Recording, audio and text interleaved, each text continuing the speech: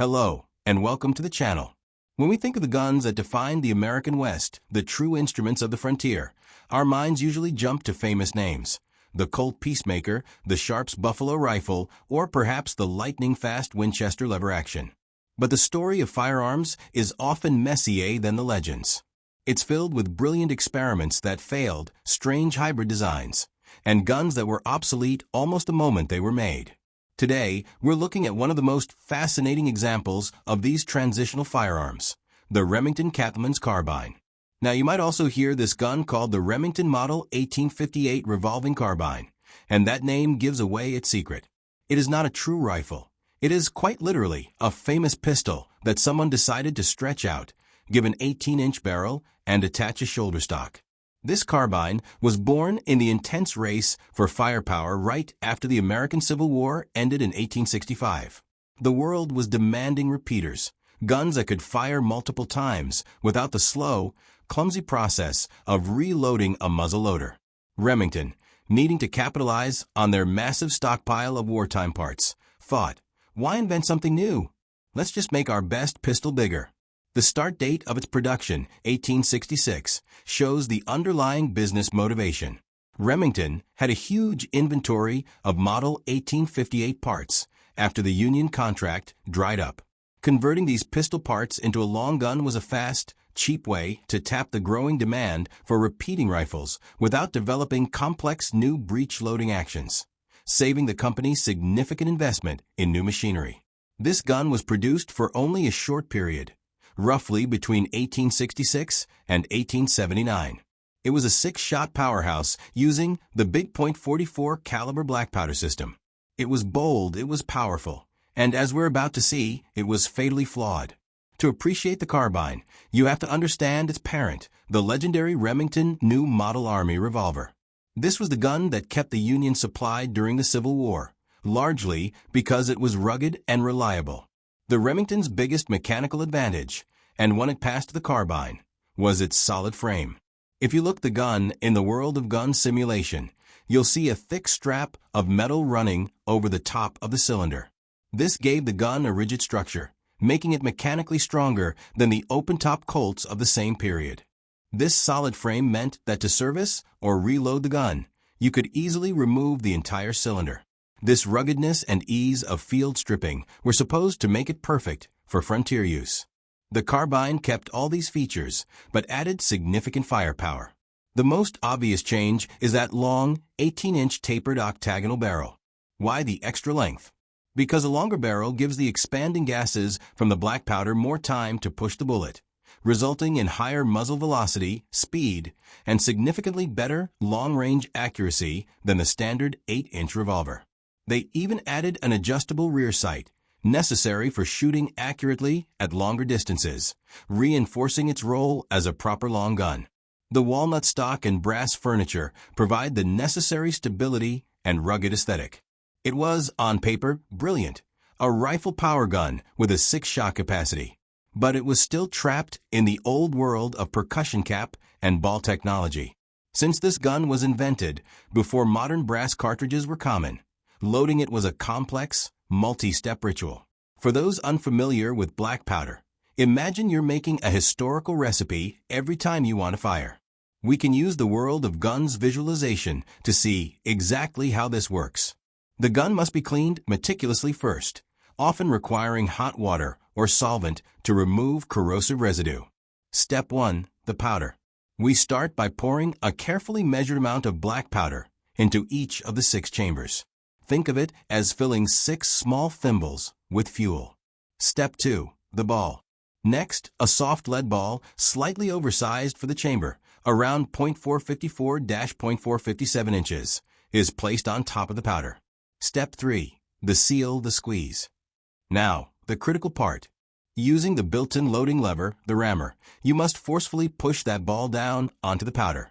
This step is vital because the oversized ball must shave a thin ring of lead off as it enters the cylinder. That little shaving of lead is the gun seal, like a tight lid on a jar. This lead seal serves 2 purposes. It ensures the ball is firmly seated against the powder, preventing a dangerous air gap, And most importantly, it creates a crucial gas barrier against the phenomenon of chain fire. Step 4. The cap. Finally, small copper percussion caps, which look like tiny, explosive top hats, are placed onto the nipples at the back of the cylinder. When the hammer falls, it crushes the cap, creating a spark that ignites the main powder charge. This multi-step, meticulous ritual means that the initial advantage of 6 quick shots was balanced by a crippling operational burden. Once the ammunition was depleted, reloading was laborious and exposed the user to risk, making the percussion carbine dramatically inefficient in any sustained fight. But the real immediate problem with turning a 6-shooter pistol into a rifle wasn't the slow reload time. It was the deadly design flaw inherent in all revolving long guns. To understand the danger, let's go back to the cylinder. Every revolver, including this Remington, has what's called the cylinder gap, a tiny space between the cylinder and the start of the barrel. It has to be there so the cylinder can turn. When the gun fires, tremendous pressure builds up and hot, high-velocity gas and burning debris blast out of that gap sideways. In a pistol, this gas usually escapes harmlessly away from the shooter's body. But on the carbine, the shooter's support hand is typically placed far forward, stabilizing the long barrel. If your hand is too far back, you are positioning it directly into that jet of fire and gas. Users often report being sprayed with burning powder and cap fragments. Now imagine the worst-case scenario, the chain fire. A chain fire occurs when the flame from the fired chamber or a loose percussion cap ignites the charge in an adjacent cylinder chamber. This is why that lead seal we discussed earlier was so crucial. When a chamber ignites unintentionally, the bullet inside it, which is not aligned with the barrel, is discharged sideways, right out of the cylinder. The terrifying consequence.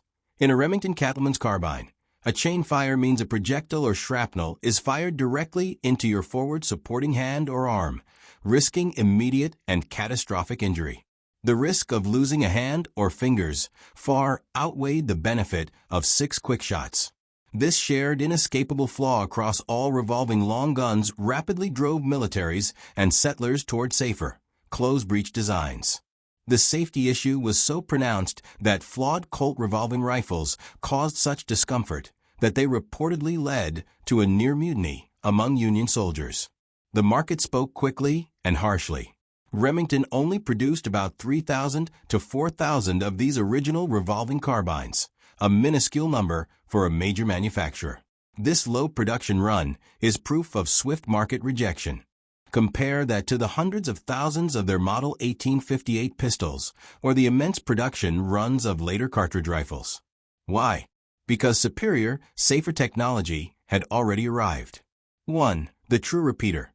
Guns like the Winchester Model 1873 used metallic cartridges, a self-contained bullet, powder, and primer all in a sealed brass casing.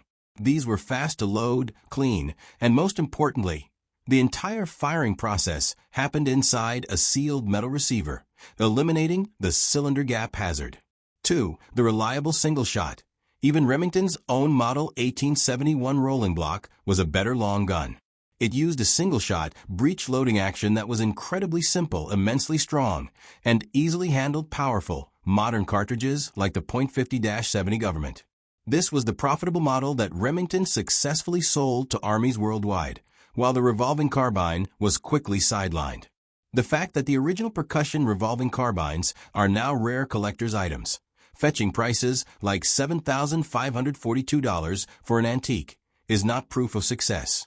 It is an archaeological marker of commercial failure, a gun that was quickly discontinued because buyers recognized its flaws almost immediately. Its value today is purely as a fascinating artifact of a failed technological experiment. Today, the handful of original Remington Cattleman's carbines that survive are incredibly rare collector's pieces. Fortunately, modern Italian replicas, often made by Uberti, allow enthusiasts to experience the unique feel and loading ritual of a percussion long gun safely. And that is where our digital exploration becomes essential. Using detailed visualizations from World of Guns, Gun Disassembly, we can safely study every moving part and see exactly how that fragile system worked and why it sometimes didn't work. The Remington Cattleman's carbine was a valiant, but ultimately dangerous, attempt to create the repeating rifle of the future using the technology of the past. It was a bridge, a rough, unstable bridge, between the muzzleloader and the modern cartridge gun. Its story is not one of victory on the frontier, but one of crucial mechanical failure that taught gunmakers a vital lesson. The cylinder gap hazard must be eliminated. Thank you for watching. If you enjoyed this look at a forgotten experimental weapon, make sure to like and subscribe.